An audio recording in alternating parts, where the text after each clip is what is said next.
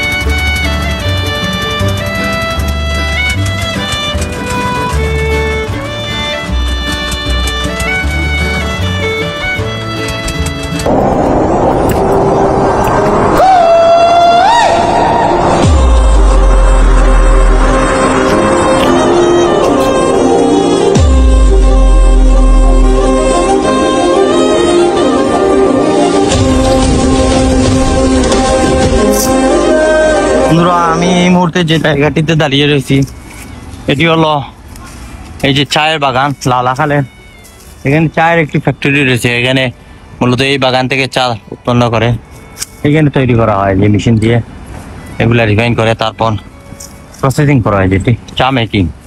এই হচ্ছে মূলত ফ্যাক্টরি। এই ফ্যাক্টরিতে আসলে আজকে যেহেতু ফ্রাইডে, এটি এখানে ওদের অফিসার নেই, যার কারণে আমরা ভিতরে ঢুকতে পারলাম না।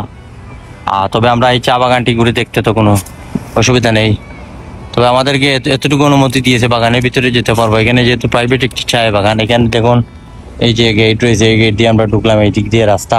আমার সাথে ও সুমন ভাই আজকে আসছেন, এখানে সুমন ভাই আর এই যে ট্যুর গাইড আমাদের আজকের। আর এই হলো ফুল চায়ের ফ্যাক্টরি।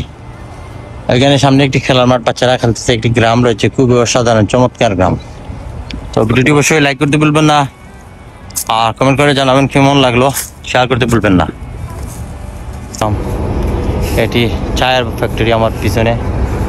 আর এই যে দেখুন সুন্দর পাহাড়ি ভিউ, এখানে বাড়ি রয়েছে, এখানে একটি গ্রাম রয়েছে, এই দিক দিয়ে চার বাগান, এটি একটি হচ্ছে চায়ের ফ্যাক্টরি। আর এখানে খুবই সুন্দর একটি সবুজ খেলার মাঠ, অসাধারণ লাগতেছে। এই যে উপরে বাড়িঘর, আর এখানে ছোটো ছোটো বাইরা খেলাধুলা করতেছে, ক্রিকেট খেলতেছে। এটি দেখতেছি যে ফুটবলও খেলা হয়, এখানে ক্রিকেটও খেলা হয়। আর এখানে খুবই ভালো লাগলো, খুবই সুন্দর একটি পরিবেশ। আপনারা লালাখালে আসলে এই স্পট দেখতে ভুলবেন না।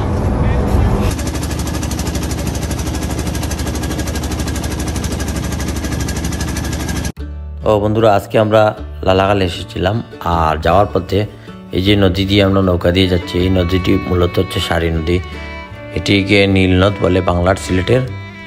আর এই নীলনদের পানিটি যে নীল হওয়ার অনেক কারণ রয়েছে, অনেক আকর্ষণীয় করে তোলে এই নীল যে কালারটি। তো মূল কারণ হচ্ছে এই নদীর তলদেশ থেকে একটি খনিজ পদার্থ তৈরি হয়, বের হয়। তারপর এখানে চুনাপাথরের যে বালিটি রয়েছে, চুনাপাথর রয়েছে, এগুলো থেকে মূলত এই নীল রঙের পানির উৎপত্তি। তো আশা করি আপনাদের ভিডিওটি ভালো লেগেছে। অবশ্যই লাইক, কমেন্ট, শেয়ার করতে ভুলবেন না। আর যারা আমার চ্যানেলটিকে সাবস্ক্রাইব করে আমার সাথে